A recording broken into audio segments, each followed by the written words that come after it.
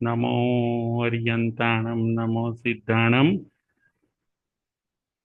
नमो आयर्याणं नमो वच्छायाणं नमो लोये सबसाहुणं एषो पंच नमोकारो स्वभावपणासनो मङ्गलाणं च सवेसिं परमं हवै मङ्गलं परमं हवै मङ्गलम्। ओम शांति शांति शांति। श्रमण भगवान महावीर स्वामीना चरण कमळમાં तथा सद्गुरुदेवना चरण कमळમાં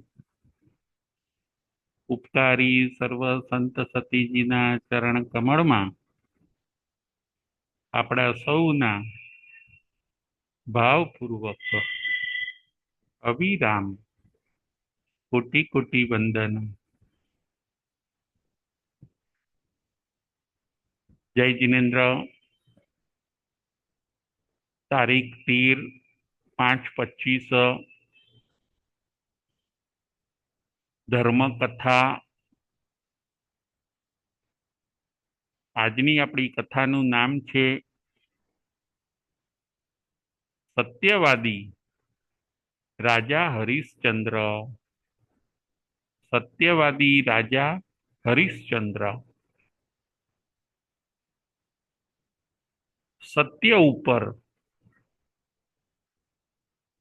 આજે આપણે વિચાર કરીશું। હરિશ્ચંદ્ર રાજા સત્યવાદી હોય છે। એમના જીવનમાં જૂઠ હોતું નથી અને એ સત્યના કારણે હરિશ્ચંદ્ર રાજા ઇતિહાસની અંદર અમર થઈ જાય છે।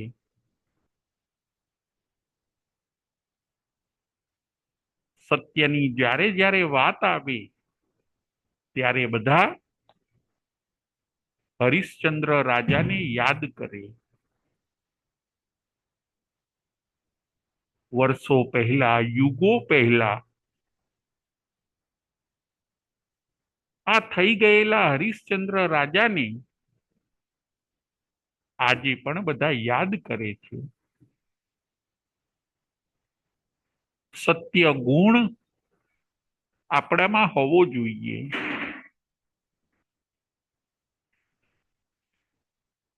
બોલવામાં પણ સત્ય બોલવાનું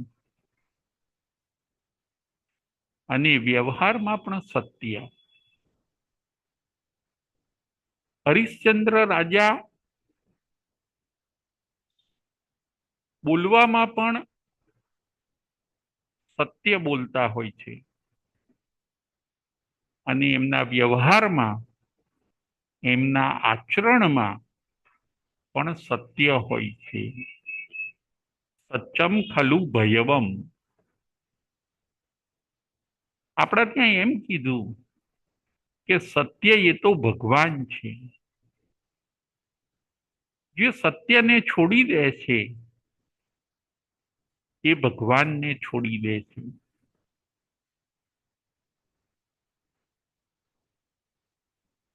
ભલે આપણે વ્રત કરીએ, તપ કરીએ, સામાયિક કરીએ,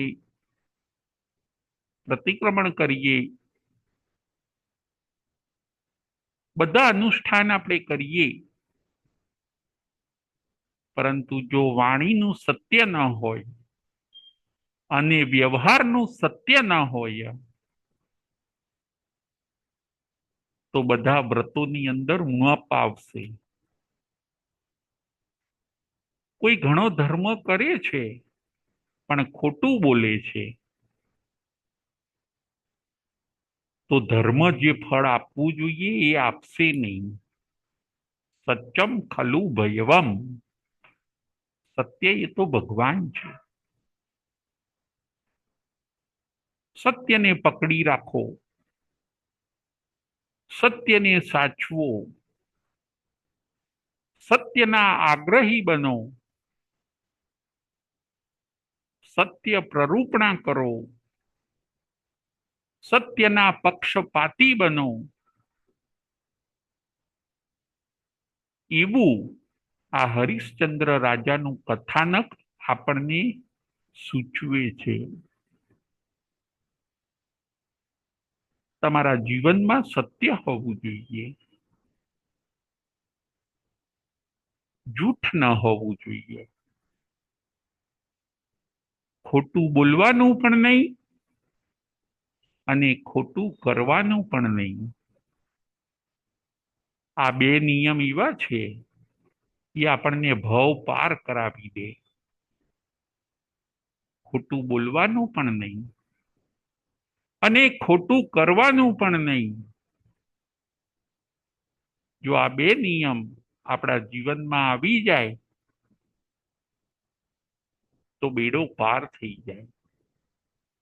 વાણી સત્ય અને વ્યવહાર સત્ય બે લાવો. વાણી સત્ય અને વ્યવહાર સત્ય. હરિશ્ચંદ્ર રાજાના જીવનની અંદર બંને હોય છે. વાણી સત્ય પણ હોય છે અને વ્યવહાર સત્ય પણ હોય છે. કદાચ વાણીથી આપણે સત્ય બોલીએ પણ વ્યવહારમાં ગોટાળા કરીએ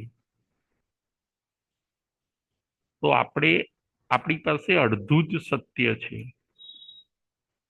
કદાચ વાણીથી આપણે સાચું બોલીએ પરંતુ વ્યવહારની અંદર ગરબડ કરીએ, વ્યવહારની અંદર ખોટું કરીએ તો વ્યવહાર સત્ય મિસ થાય છે. સત્યના બે પ્રકારો આપણે જાણવાના છે, વાણી સત્ય અને વ્યવહાર સત્ય.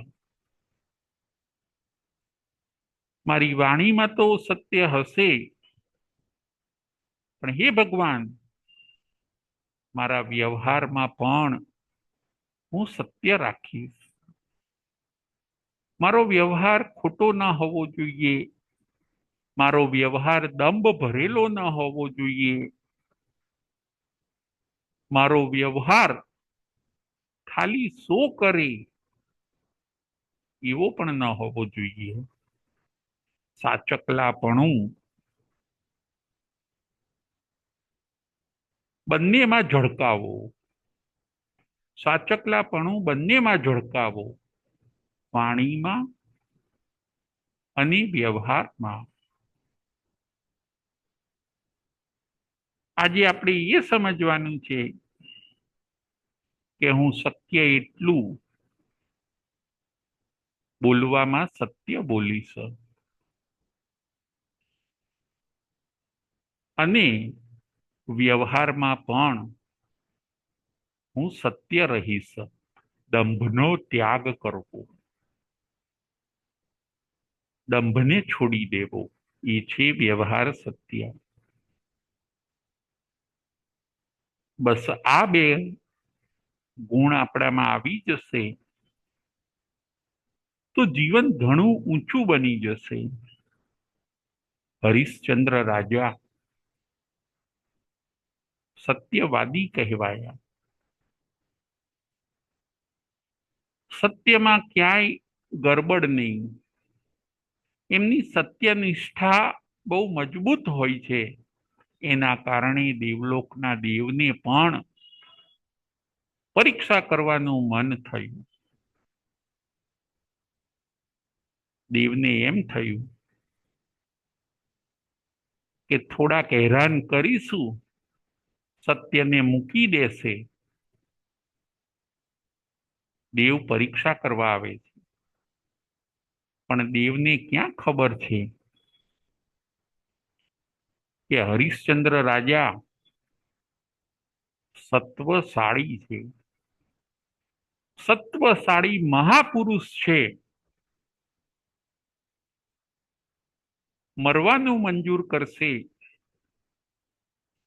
પરંતુ સત્યની અંદર દોષ ન લગાડે. એનું નામ હરિશ્ચંદ્ર રાજા. હરિશ્ચંદ્ર રાજા, એમની પત્નીનું નામ તારામતી રાણી અને પુત્રનું નામ હોય છે રોહિત. હરિશ્ચંદ્ર રાજા, તારામતી રાણી અને વાલસોયો નાનો પુત્ર રોહિત, એમની સત્યનિષ્ઠા ચારે બાજુ ફેલાયેલી હોય છે.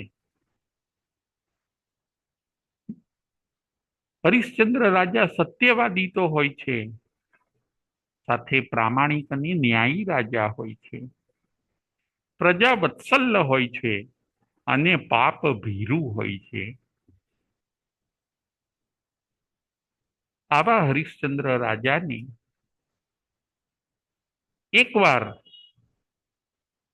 ઋષિ મુનિઓ મળવા આવે છે.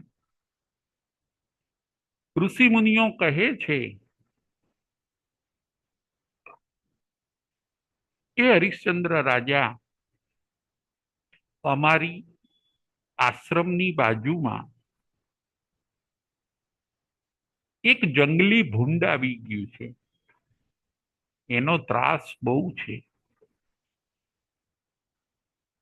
એ અમને હેરાન કરે છે. એ જંગલી ભૂંડ એટલું હિંસક છે કે એનાથી અમે ડરીએ છીએ. ઋષિ મુનિઓની પત્નીઓ ડરે છે, બાળકો ડરે છે, બધા ભયના ઉથારમાં સતત રહ્યા કરે છે. એ ભૂંડ ને જો દૂર કરવામાં આવે તો અમે શાંતિથી રહી શકીએ. ઋષિ મુનિઓ હરિશ્ચંદ્ર રાજાની વાત કરે છે. હરિશ્ચંદ્ર રાજા કહે છે કે ચોક્કસ હું તમારી મુશ્કેલી દૂર કરીશ. હું જંગલી ભૂંડને દૂર કરીને તમારી મુશ્કેલી હું દૂર કરીશ. એક બે દિવસ પછી હરિશ્ચંદ્ર રાજા ઘોડા ઉપર સવાર થઈને ઋષિ મુનિઓના આશ્રમે જાય છે. એ જઈને જોવે છે ઋષિ મુનિઓ, એમની પત્નીઓ, એમના બાળકો બધા રૂમમાં પુરાયેલા છે. કેમ કે એમને જંગલી ભૂંડનો ડર હોય છે. રાજાને આવેલા જોઈને બધા બહાર આવે છે. શું કરીએ? આ જંગલી ભૂંડ અમને હેરાન કરે છે. હરિશ્ચંદ્ર રાજા કહે છે, બતાવો એ ક્યાં છે? આમ તેમ બધા નજર કરે છે, પણ ભૂંડ ક્યાંય દેખાતું નથી.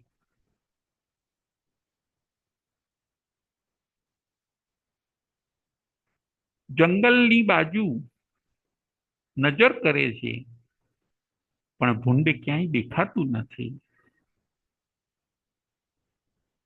સૂકી ઝાડી હોય છે,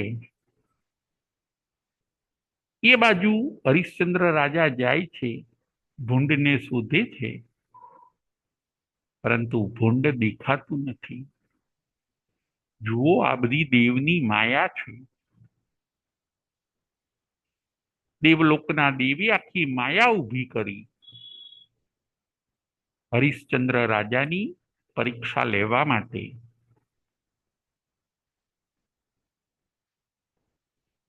ઋષિ મુનિઓ કહે છે, હમણાં અહીં હતું, થોડો સમય પહેલા અહીં હતું. હરિશ્ચંદ્ર રાજા કહે છે, તમે શાંતિ રાખો, આજે હું એને શોધી લઉં છું. એને પાંજરાની અંદર આપણે પૂરી દઈશું અને તમને બધાને અમે ભય મુક્ત કરીશું. હરિશ્ચંદ્ર રાજા ભૂંડને શોધવા માટે પ્રયત્ન કરે છે. એમને એમ થયું કે સૂકી ઝાડીની અંદર હું તીર જવા દઉં, કદાચ સંતાયેલું ભૂંડ બહાર આવી જશે. અને આ હરિશ્ચંદ્ર રાજા સૂકી ઝાડી હોય છે એની અંદર ધનુષમાંથી બાણ જવા દે છે કે બાણનો અવાજ થશે, ક્યાંય છુપાયેલું ભૂંડ બહાર આવી જશે, પછી હું એને પકડી લઈશ. હરિશ્ચંદ્ર રાજાનો આવો વિચાર હોય છે, પણ કંઈક ઊંધું જ બન્યું, કંઈક બીજું જ બન્યું. સૂકી ઝાડીમાં જેવું બાણ છોડે છે અને એક ચીસ સંભળાઈ, તેની ચીસ સંભળાઈ ગઈ. હરિશ્ચંદ્ર રાજાને એમ થઈ ગયું, અરે રે, મારું બાણ કોને વાગ્યું? એ જઈને તરત જ જોવે છે, પોતે જ્યાંથી ચીસ આવી હોય છે ત્યાં જાય છે. એ બાણ એક હરણીને વાગ્યું હોય છે. એ બાણ એક હરણીને વાગ્યું હોય છે. હરણીની ચીસ હોય છે. ભૂંડની વાત તો સાઈડમાં રહી અને બાણ વાગી ગયું હરણીને. હરણી કોમળ હોય છે, એનું પ્રાણ પંખેરું ઉડી ગયું. હરિશ્ચંદ્ર રાજા તો આ દ્રશ્ય જોઈને ધ્રુસકે ધ્રુસકે રડે છે. એમને એમ થઈ ગયું કે ઉતાવળમાં મારાથી આ પાપ થઈ ગયું. મેં ખાલી અવાજ કરવા માટે બાણ છોડ્યું હોય છે અને એ બાણના કારણે એક નિર્દોષ હરણી જીવ ગુમાવે છે. હરિશ્ચંદ્ર રાજા ધ્રુસકે ને ધ્રુસકે રડે છે. આ રાજા પ્રજા વત્સલ હોય છે. પ્રાણીઓને અને મનુષ્યને પોતાના પુત્રવત સમજતા હોય છે.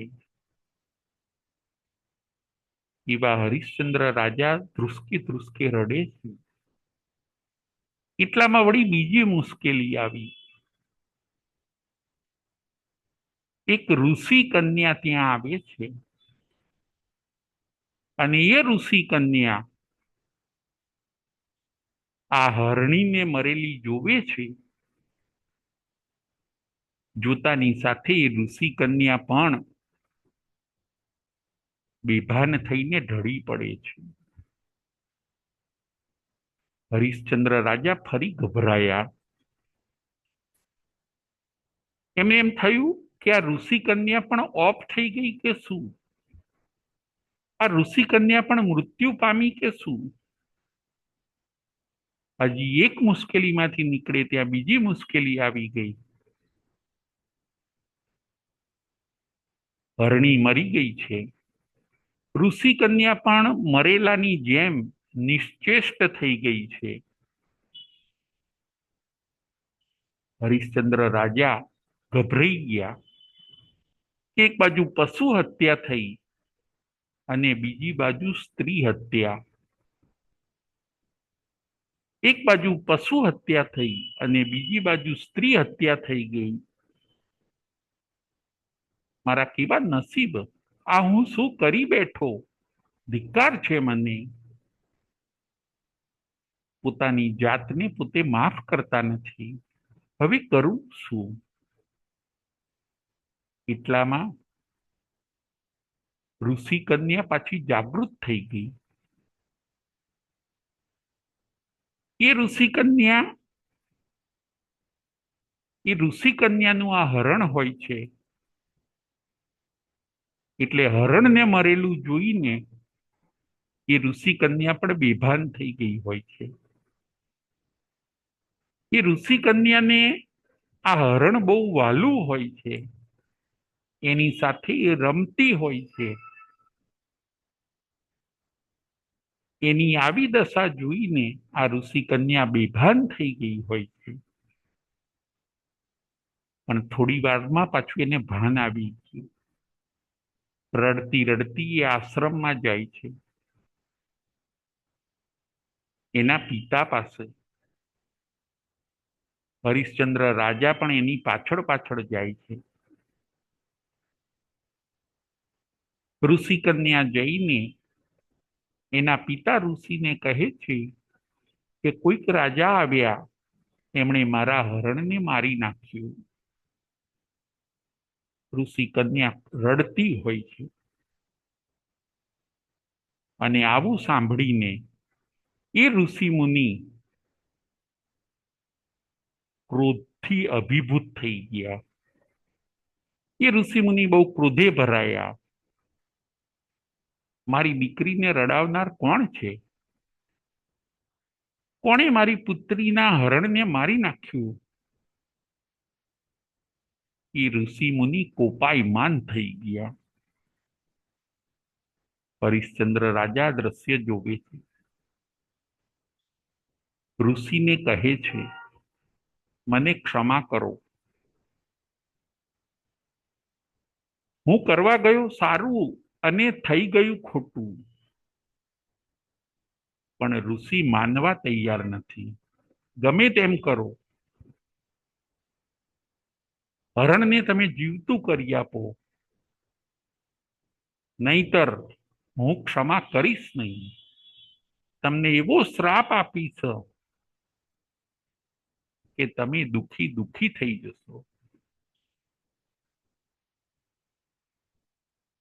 ઋષિ મુનિ તપસ્વી હોવા જોઈએ, એના બદલે આ ઋષિ મુનિ તાપવાળા હોય છે, ગરમ લાઈ જેવા થઈ ગયા હોય છે,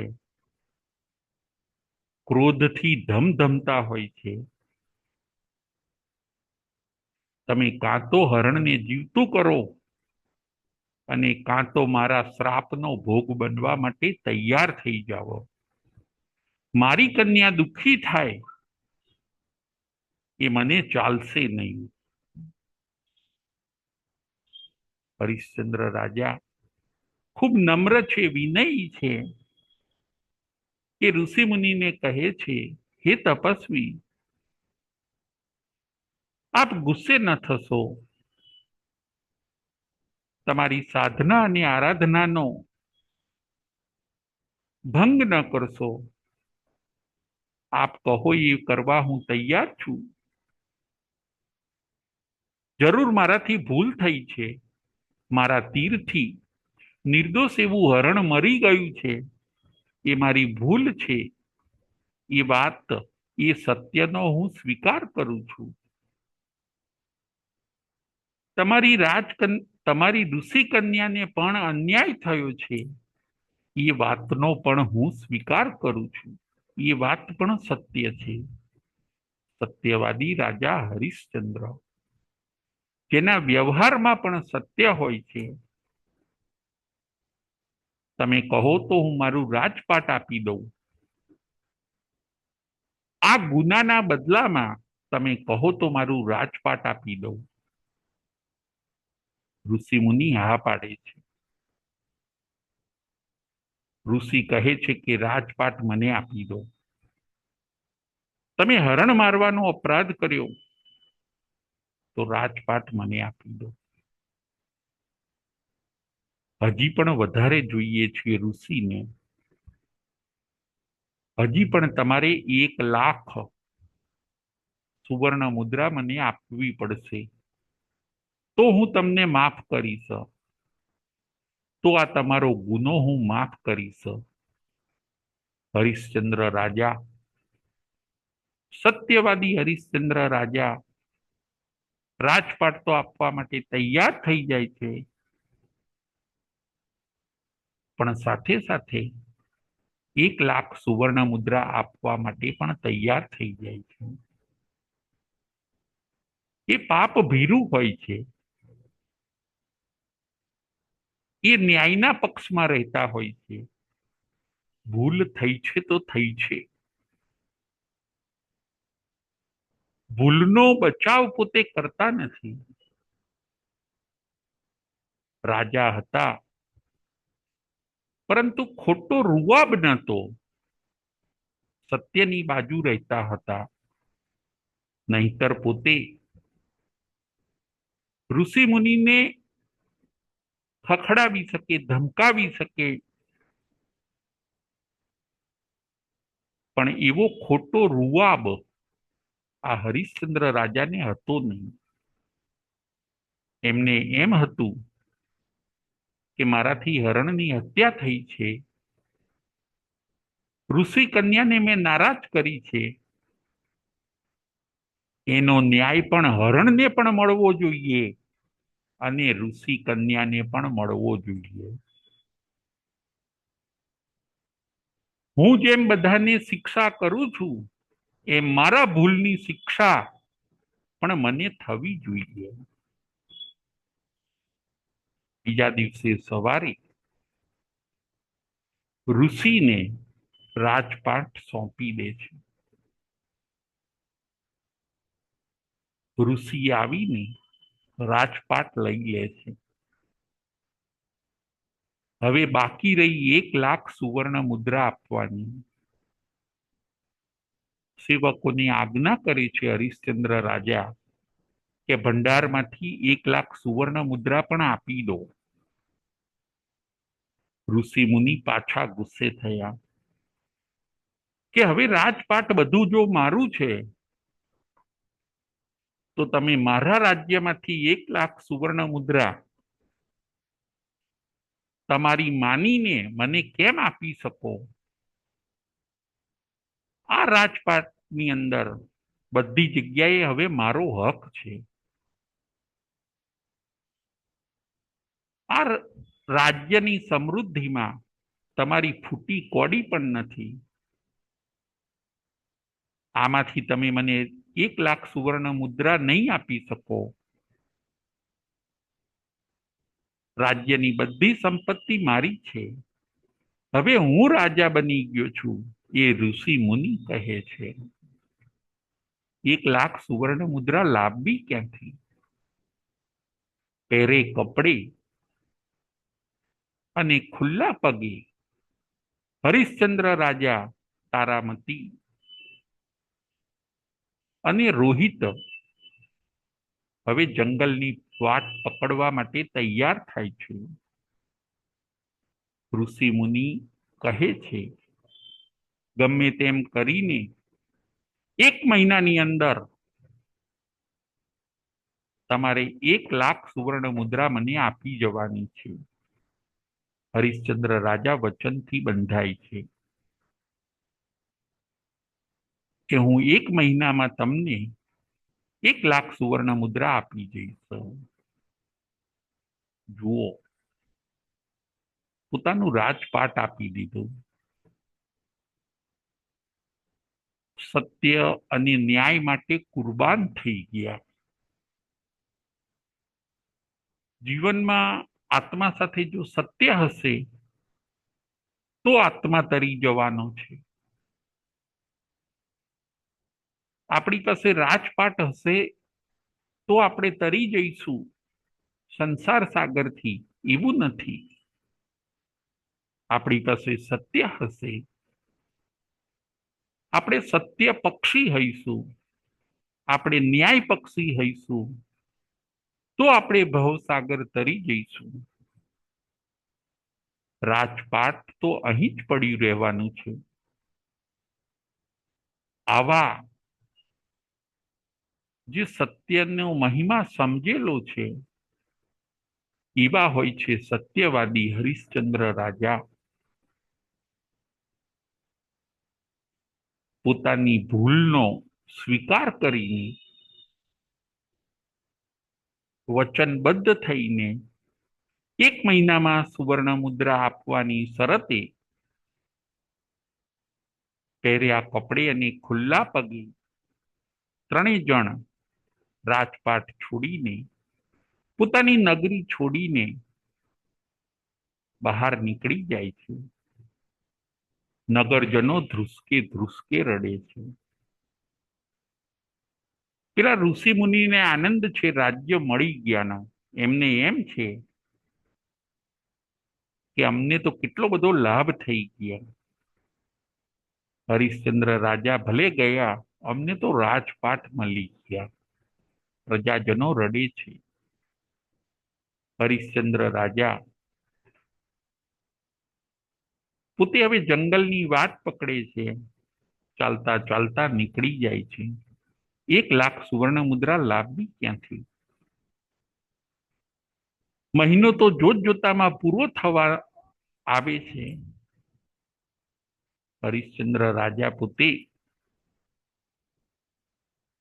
તારામતીને એક બ્રાહ્મણના ત્યાં વેચી દે છે. પહેલા તારામતીને સમજાવે છે કે આપણે વેચાઈ જવું પડશે. આપણા માથે 1,00,000 સુવર્ણ મુદ્રાનું દેણું છે. તારામતી પણ પતિવ્રતા સ્ત્રી હોય છે. હરિશ્ચંદ્રની રાજાની જેમ એ પણ સત્ય ધર્મને વળગેલા હોય છે. હરિશ્ચંદ્ર રાજાનો પડછાયો બનીને રહેતા હોય છે. હરિશ્ચંદ્ર રાજાના વચનને તારામતી પણ પ્રેમથી ઝીલતા હોય છે. તારામતી અને રોહિતને એક બ્રાહ્મણના ત્યાં વેચી દીધા અને પૈસા મળ્યા. અને હરિશ્ચંદ્ર રાજા ચંડાળના ત્યાં વેચાઈ ગયા. પોતાની જાતને વેચી દીધી. તારામતી અને રોહિત બ્રાહ્મણના ત્યાં વેચાયા અને હરિશ્ચંદ્ર રાજા ચંડાળના ત્યાં વેચાઈ ગયા. બ્રાહ્મણના ત્યાં કામ કરવાનું, આખા પરિવારનું કામ કરવાનું, વધેલું ઘટેલું ખાવાનું, પાણી ભરવાના, દરણા દળવાના,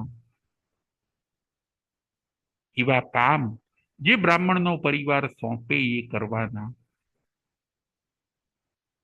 આ બાજુ હરિશ્ચંદ્ર રાજા ચાંડાળના ત્યાં રહી જાય છે અને એ બંને પાસેથી પૈસા લઈને 1,00,000 સુવર્ણ મુદ્રા ભેગી કરીને હરિશ્ચંદ્ર રાજા પેલા ઋષિ મુનિને જઈને આપી આવે છે અને વચનથી બંધાયેલા હોય છે એ વચનને પાળે છે.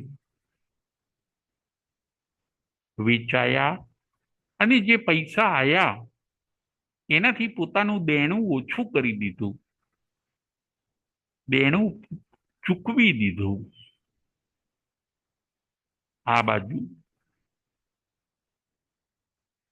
હરિશ્ચંદ્ર રાજા ચંડાળના ત્યાં સ્મશાનની અંદર નોકરી કરે. જે ડેડ બોડી આવે એની પાસેથી કરજ લઈને પછી લાકડા ગોઠવવાના, એની પાસેથી કર લેવાનો.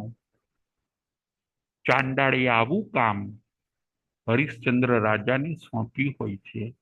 સ્મશાનનું કામ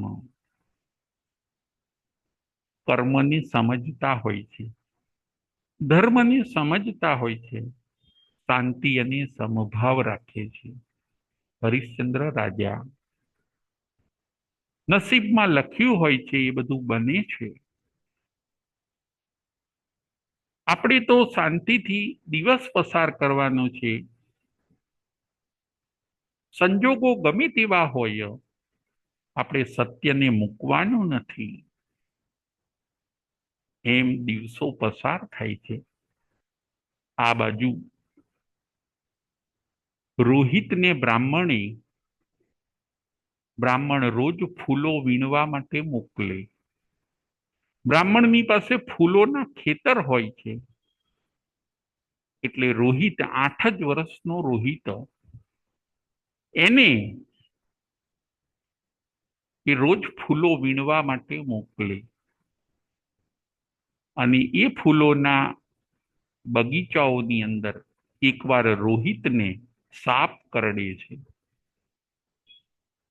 અને ઝેરી સાપ કરડવાના કારણે રોહિત પોતે મૃત્યુ પામે છે. તારામતીના માથે આભ ફાટ્યું. મહાસતી તારામતીના માથે આભ ફાટી. 8 જ વર્ષનો વાલસોયો એકનો એક દીકરો એ મૃત્યુ પામ્યો. કરવું શું? ખૂબ રડે છે. અર્થ ધ્યાન કરે. પોતાની પરિસ્થિતિ જોઈને એને એમ થઈ જાય કે અરે રે, ઈશ્વર કેટલી અમારી કસોટી કરે છે. અમારી પાસે હવે સુખનો છાંટો પણ ન રહ્યો. એક પતિ તો સાથે ન રહ્યો, પતિ તો સાથે નથી, પણ એક જે પુત્ર હતો એ પણ મૃત્યુ પામ્યો. છતાં મનને સમજાવીને, પુત્રને ઉચકીને તારામતી હવે સ્મશાન બાજુ જાય છે. શરીરમાં શક્તિ નથી. એક બાજુ પુત્ર મૃત્યુનું દુઃખ, ક્યારેક બેભાન બની જાય, ઢળી પડે, વળી પાછું ભાન આવે, પછી પાછી પુત્રને ઉચકીને તારામતી આગળ વધે. એમ કરતા કરતા છેક મધરાતે સ્મશાને પહોંચે છે તારામતી. મધરાતે, મધ્યરાત્રિએ તારામતી સ્મશાનના દરવાજા ખખડાવે છે. કોણ છે અત્યારે આટલી મોડી રાત્રે?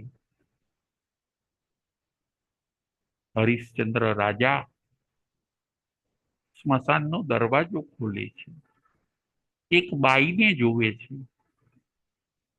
એના હાથમાં પુત્રને જોવે છે. ભાઈ, તું કોણ છું? અહીંયા ક્યાંથી? આ પુત્ર કોનો છે? આ બધી ચર્ચા કરતા ખ્યાલ આવી ગયો હરિશ્ચંદ્ર રાજાને કે આ બીજું કોઈ નહીં, મારી પત્ની તારામતી છે અને મારો પુત્ર રોહિત છે. હરિશ્ચંદ્ર રાજા તારામતી અને રોહિતને ઓળખી જાય છે. તારામતી પણ હરિશ્ચંદ્ર રાજાને ઓળખી જાય છે. સ્વામીનાથ, શું કરીએ? કર્મમાં જે બનવાનું હોય એ બને છે. બંને જણ સ્વસ્થ થાય છે અને બસ આ મારા પુત્રનો અગ્નિ સંસ્કાર કરવા માટે હું અહીંયા આવી છું. હરિશ્ચંદ્ર રાજા હજી પણ સત્યવાદી છે. હરિશ્ચંદ્ર રાજા તારામતીને કહે છે કે અહીંની જવાબદારી સ્મશાનની મને સોંપવામાં આવી છે. તમારે જો અગ્નિ સંસ્કાર કરવો હોય પુત્રનો, તો તમારે કર આપવો પડશે. કર આપ્યા વગર અગ્નિ સંસ્કાર થશે નહીં. પણ મારી પાસે કંઈ છે નહીં, હું કર શેનો આપું? પણ હરિશ્ચંદ્ર રાજા કહે છે, જવાબદારીની અંદર મારે ગોટાળો ન થાય, મારા વ્યવહારની અંદર મારે ગરબડ ન કરાય. તમારે કંઈક તો આપવું જ પડશે. કર થોડો ઘણો પણ જો તમે આપો તો જ હું પુત્રનો અગ્નિ સંસ્કાર કરી શકું. સિદ્ધાંતને પાળવાના હોય, સિદ્ધાંતને મૂકી ન દેવાના હોય. અંતે વિચાર કરીને તારામતી પોતે કર પેટે પોતાની અડધી સાડી આપે છે. જે તારામતીએ સાડી પહેરી હોય છે એ અડધી સાડી તારામતી ફાડીને હરિશ્ચંદ્ર રાજાને આપે છે કે મારા અંગ ઉપરનું આ એક વસ્ત્ર છે, એમાંથી હું અડધું આપને કર રૂપે આપું છું, જેનાથી તમારી જવાબદારી પણ જળવાશે. મેં કર આપ્યાનો પણ હું સંતોષ માનીશ. અને અગ્નિ સંસ્કાર કરવાની તૈયારી કરે છે. હરિશ્ચંદ્ર રાજા કર મળી ગયો એટલે હવે પુત્રના અગ્નિ સંસ્કાર કરવાની તૈયારી કરે છે. ત્યાં જ ચમત્કાર થાય છે. જે દેવ પરીક્ષા કરતા હોય છે એ દેવ પ્રગટ થઈ ગયા. એમનું હૃદય દ્રવી ગયું. હરિશ્ચંદ્ર રાજા તારામતી અને મૃત્યુ પામેલા રોહિતને જોઈને, કરુણ દ્રશ્ય જોઈને એમનું હૃદય દ્રવી ગયું. એમણે હરિશ્ચંદ્ર રાજાની સત્યનિષ્ઠા રગે રગમાં જોઈ. દેવ આફરીન થઈ ગયા, પ્રગટ થયા અને હરિશ્ચંદ્ર રાજાને વંદન કરે છે. એ હરિશ્ચંદ્ર રાજા, તમારી સત્યની પરીક્ષા કરવા માટે મેં આ બધા નાટક ઊભા કર્યા હતા. ખરેખર તમે પરીક્ષાની અંદર પાસ થયા છો. કેવા કેવા મેં કરુણ દ્રશ્યો ઊભા કર્યા, છતાં પણ તમે સત્યથી ડગ્યા નથી, તમે સત્યને મૂક્યું નથી, ક્યાંય આક્રોશમાં આવ્યા નથી, અને આ બધું મારા કર્મનું ફળ છે એવું માનીને તમે શાંત રહ્યા છો. ધન્ય છે તમારી સત્ય નિષ્ઠાને. વારંવાર વંદન કરું છું તમારી સત્ય નિષ્ઠાને. રોહિત જે મૃત્યુ પામ્યો હોય છે એ પણ બેઠો થઈ જાય છે. જ્યાં સ્મશાન હતું ત્યાં સ્વર્ગ બની ગયું.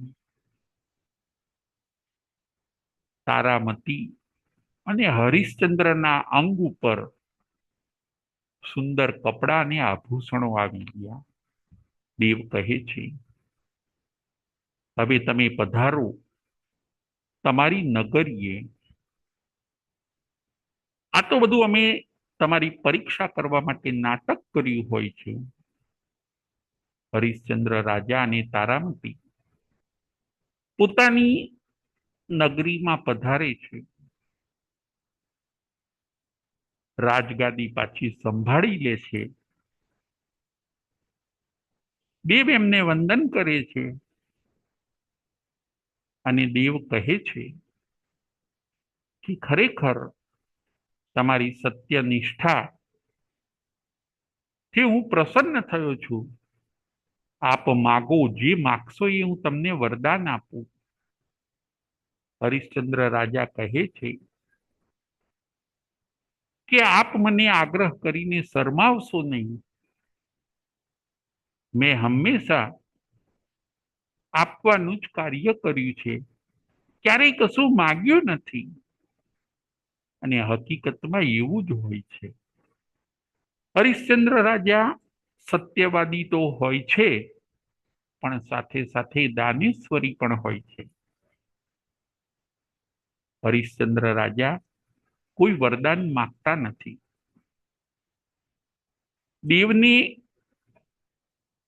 દેવ પ્રત્યે પણ એમને સેજે અણગમો નથી. ઉપરથી એ દેવનો આભાર માને છે કે તમે તો પરીક્ષા કરીને અમારી સહન શક્તિમાં, સમજ શક્તિમાં અને સત્ય નિષ્ઠામાં વધારો કર્યો છે.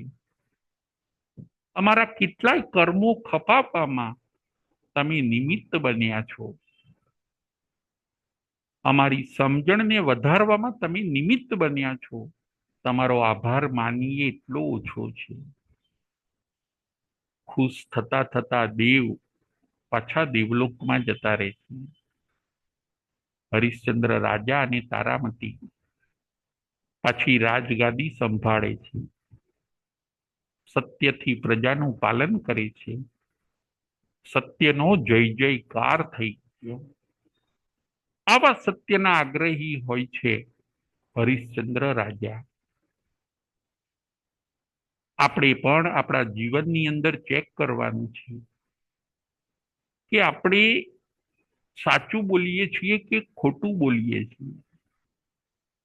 આજની કથા સાંભળીને આપણે આપણને ચેક કરવાના છે. ડગલે પગલે આપણે ખોટું તો બોલતા નથી ને, જુઠ્ઠું તો બોલતા નથી ને. સત્ય એ બીજું વ્રત છે. શ્રાવકના 12 વ્રતની અંદર સાચું બોલવું એ બીજું વ્રત છે. શ્રાવકનું અણુવ્રત અને સંતોનું મહાવ્રત. ક્યારેય આપણે જુઠ્ઠું ન બોલવું જોઈએ. આજે આપણે સંકલ્પ કરીએ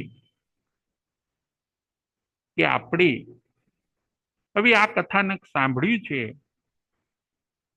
તો આપણે પણ આપણા જીવનની અંદર વાણી સત્ય લાવી દઈએ. સત્ય જ બોલવું જોઈએ. બોલોગે જૂઠ તો બનોગે ઊંટ. આપણા સંતો ઘણી વાર કહે છે પ્રવચનની અંદર કે તમે જો જૂઠ બોલશો તો ઊંટ બનશો. કે ઊંટ ઊંટને શરીર કેટલું બધું મળ્યું છે, બહુ મોટું મળ્યું છે, પણ એક 4-5 ઇંચની એને જીભ મળી નથી.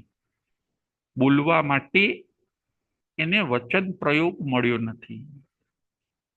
જુઓ, પ્રાણીઓ બધા બોલી શકતા નથી. જ્યારે એમને મનુષ્ય ભાવ કેવું મળ્યું હોય છે ત્યારે એ પોતે જુઠ્ઠું બહુ બોલ્યા હોય છે. એના કારણે એમને તિર્યંચના ભાવની અંદર વાચા મળતી નથી. જે જુઠ્ઠું બોલે છે એને બીજા ભાવની અંદર વાચા મળતી નથી. પશુઓ બોલી શકતા નથી. ભાષાના આપણા ત્યાં 4 પ્રકાર બતાવે. સત્ય ભાષા, મૃષા ભાષા, મિશ્ર ભાષા અને વ્યવહાર ભાષા. ફરીથી ભાષાના આપણા ત્યાં 4 પ્રકાર બતાવ્યા. સત્ય ભાષા, મૃષા ભાષા, મિશ્ર ભાષા અને વ્યવહાર ભાષા. એમાંથી 2 ભાષા આપણે બોલવી જોઈએ. સત્ય ભાષા અને વ્યવહાર ભાષા. 2 ભાષાનો આપણે ત્યાગ કરવો જોઈએ. એક મૃષા ભાષાનો પણ ત્યાગ કરવો જોઈએ અને એક મિશ્ર ભાષા એનો પણ ત્યાગ કરવો જોઈએ. ખોટું પણ ન બોલવું અને અડધું ખોટું અને અડધું સાચું એવું પણ ન બોલવું. 2 જ પ્રકારની ભાષા આપણે બોલવી જોઈએ. સત્ય ભાષા અને વ્યવહાર ભાષા. જુઠ્ઠું બોલવાના 6-7 કારણો હોય છે. હવે આપણે છેલ્લું એ જોઈ લઈએ કે જુઠ્ઠું બોલવાના 7 કારણો હોય છે.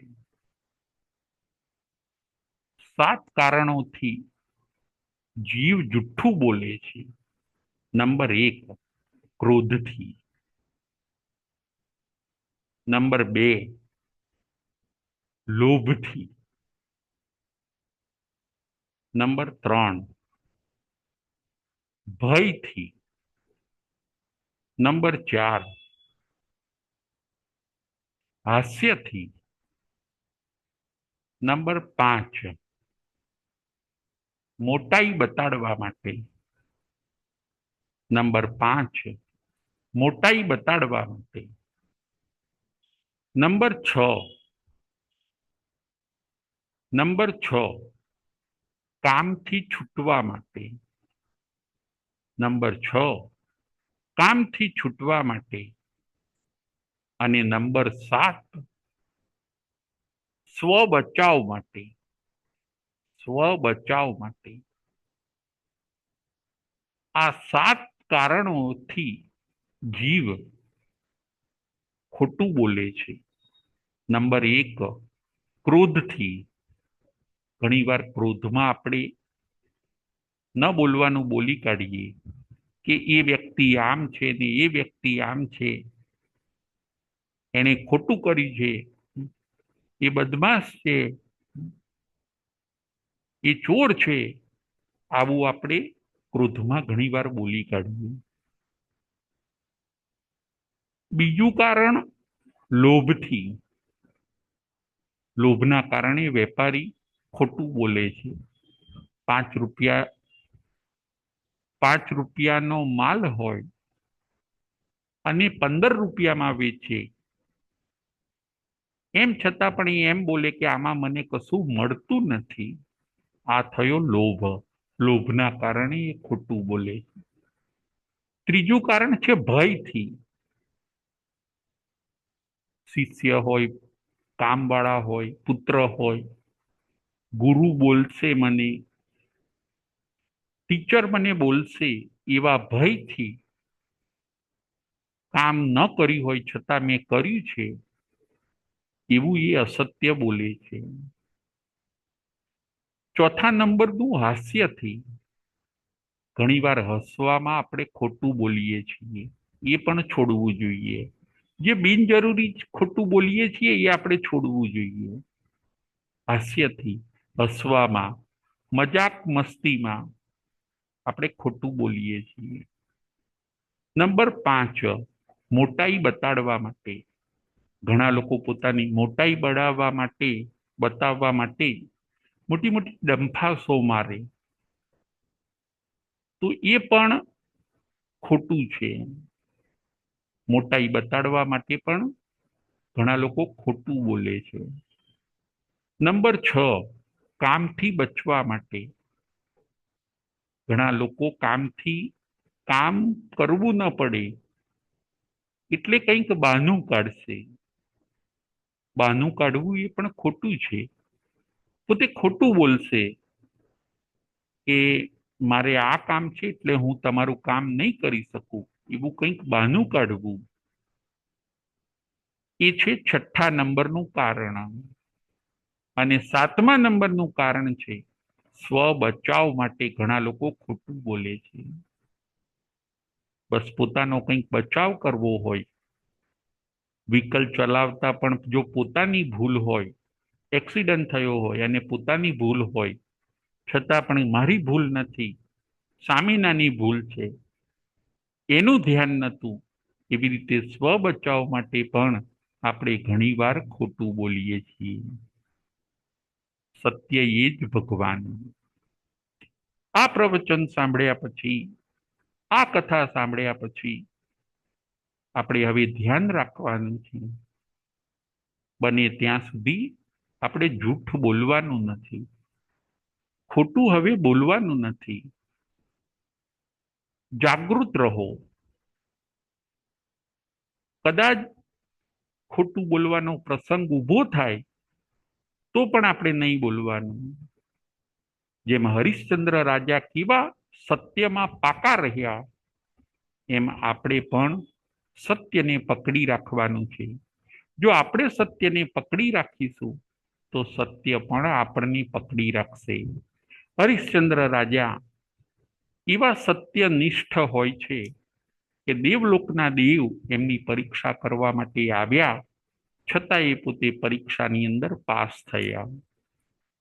આ હરિશ્ચંદ્રની કથા આપણા જૈન મુનિ કનક સુંદર વિજયજી, એમણે આ હરિશ્ચંદ્ર રાજાની કથા ઉપર આખો રાસ લખ્યો છે.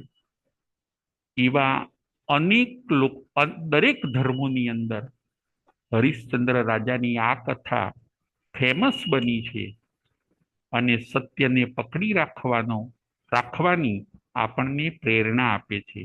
આપણે પણ સત્યને પકડી રાખીએ. વાતે વાતે જે જુઠ્ઠું બોલવાની આદત પડી ગઈ છે, બહાના કાઢવાની આદત પડી ગઈ છે, ખોટું બોલવાની જે આદત પડી ગઈ છે, એમાંથી આપણે બહાર નીકળવાનું છે. આજની આપણી કથા હતી સત્યવાદી રાજા હરિશ્ચંદ્ર.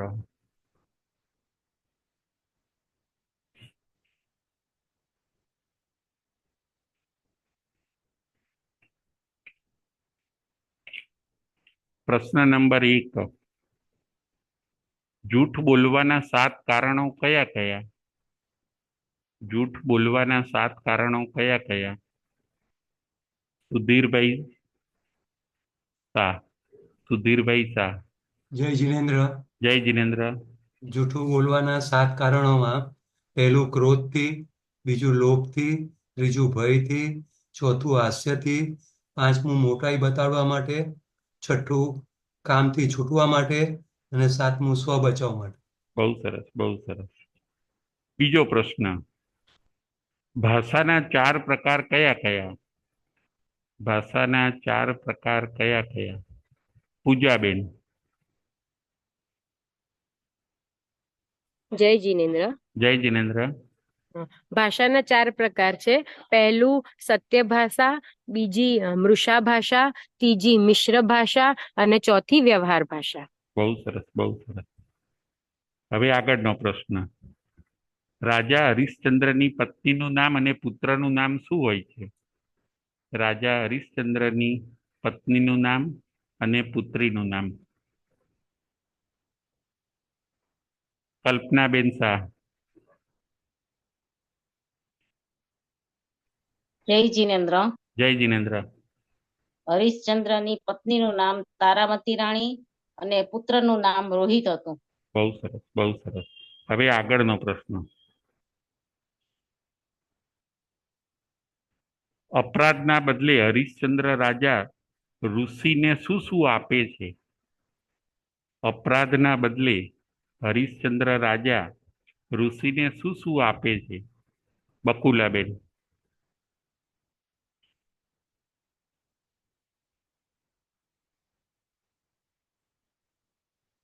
અપરાધના બદલે. જય જિનેન્દ્ર ગુરુજી. જય જય જિનેન્દ્ર. જિનેન્દ્ર ગુરુજી. જય જિનેન્દ્ર. અપરાધના બદલે હરિશ્ચંદ્ર રાજા ઋષિને આખું પોતાનું રાજ્ય આપે છે અને 1,00,000 સુવર્ણ મુદ્રા આપે છે. બહુ સરસ, બહુ સરસ. હવે આગળનો પ્રશ્ન, રાજાના તીરથી કોણ વિંધાયું, હરણી કે ભૂંડ? રાજાના તીરથી કોણ વિંધાયું, હરણી કે ભૂંડ? શીલાબેન શાહ.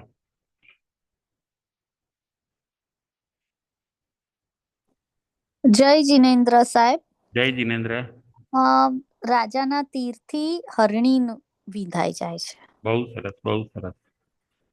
હવે આગળનો પ્રશ્ન, હરિશ્ચંદ્ર કોના ત્યાં વિચાયા અને તારામતી કોના ત્યાં વિચાયા? હરિશ્ચંદ્ર કોના ત્યાં વિચાયા અને તારામતી કોના ત્યાં વિચાયા? પૂજાબેન શાહ.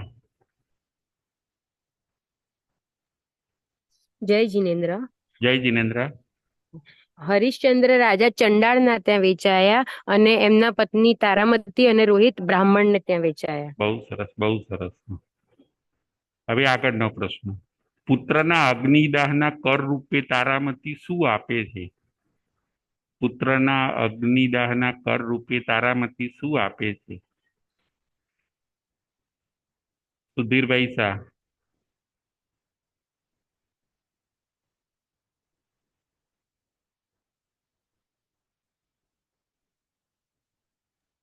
જય જિનેન્દ્ર. જય જિનેન્દ્ર.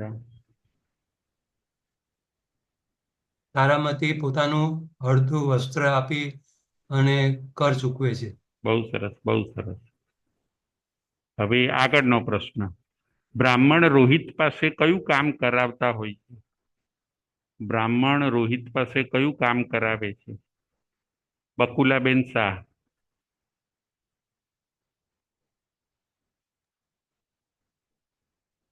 જય જિનેન્દ્ર જય ગુરુજી. જિનેન્દ્ર, જય જિનેન્દ્ર. બ્રાહ્મણ રોહિત પાસે બગીચામાંથી ફૂલ વીણવાનું કામ કરાવે છે. બહુ સરસ, બહુ સરસ, બહુ. હવે છેલ્લો પ્રશ્ન. કયા જૈન મુનિએ હરિશ્ચંદ્ર રાસ બનાવ્યો છે? કયા જૈન મુનિએ હરિશ્ચંદ્ર રાસ બનાવ્યો છે? પૂજાબેન શાહ. જય જિનેન્દ્ર. જય જિનેન્દ્ર. હા, મુનિ કનક સુંદરજીએ બહુ રાસ બનાવ્યો છે. બહુ સરસ. મુનિ કર્ણક સુંદર વિજયજીએ હરિશ્ચંદ્ર રાસ બનાવ્યો છે. જય જિનેન્દ્ર, જય મહાવીર.